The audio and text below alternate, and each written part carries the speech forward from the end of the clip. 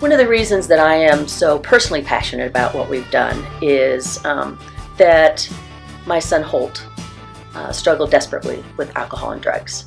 This is when we were back in Atlanta. We were living there. He started using drugs, I think especially when he was 15. He had been a really super good athlete and had lost the ability to play sports because of injuries that he had had. So it gave him tons of free time. It gave him a way to deal with his depression, to be honest. He was really, really sad about losing his ability to do the sports. The struggle that he went through and the struggle that we went through as parents, I tell you, if you're a parent going through this with your kiddo, I don't know about you, but there have been so many things of how I reacted to it. I know that I was super embarrassed.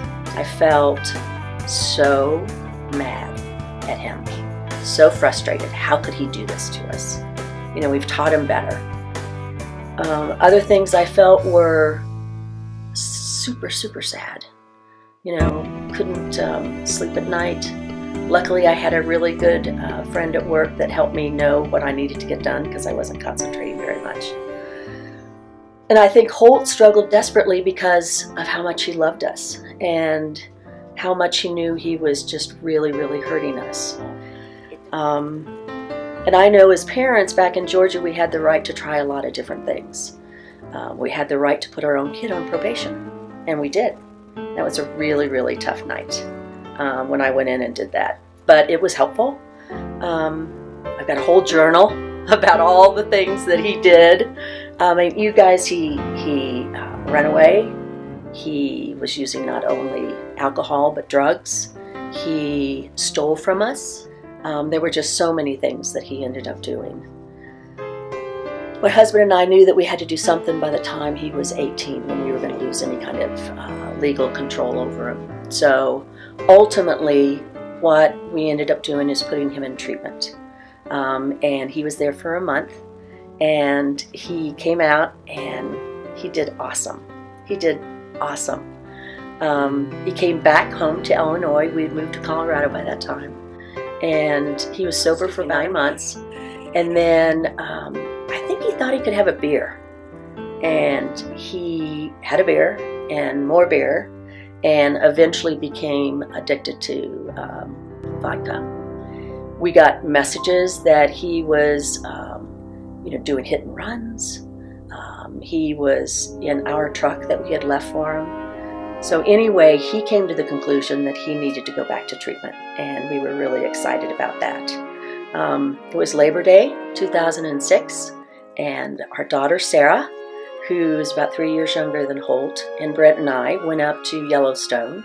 And when we came out of the park about 9 o'clock, I got a phone call from my brother, and they had been trying to reach us all day.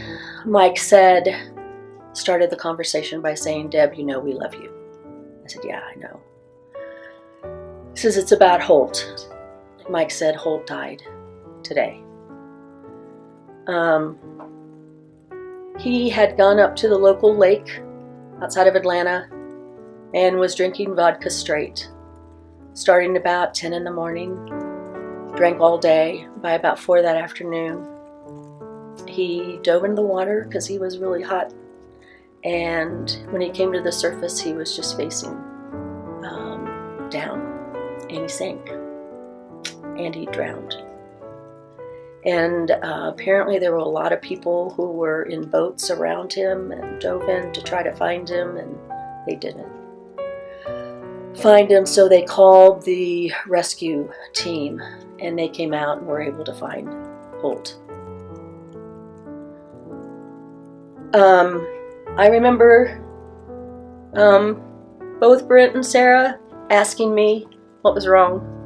And of course, I got off the phone and said it's the worst possible thing that could ever happen, that Holt had died that day. And I can remember getting out of the car and calling the police that my brother had given me the number. And he got on the phone and I said, who I was, and I said, "Is it true that my son passed away?" And he says, "Yes, I'm sorry, it is." So I just said, "So you're telling my kid is dead?" And they said, "Yes, he is." And I wailed. We went back to Atlanta, and we made a very conscious decision to have an open casket because we wanted, right or wrong, all of his friends to walk by that casket and see him and help them realize that this is not the thing to be doing. It can end fatally. What I have tried to gain from this is part of Holt's legacy is the work that I feel we're able to get started and hopefully continue in helping kids that are just getting started. So if you're a parent, hang in there. There is advice that I give that I wish we had done that may or may not have made a difference.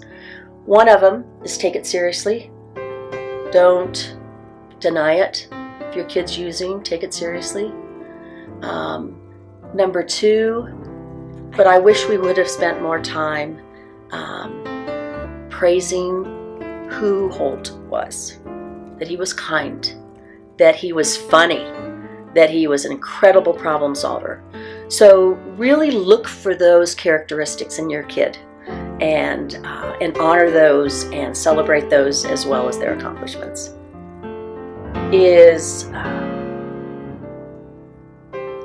being personally part of making a difference in the lives of families. I have loved going directly and working with the parents in the parent groups, and always connecting with the kids, maybe not in the groups and stuff, but it's very impactful to sit across from somebody who's going through the same thing you went through and feeling like you're helping them.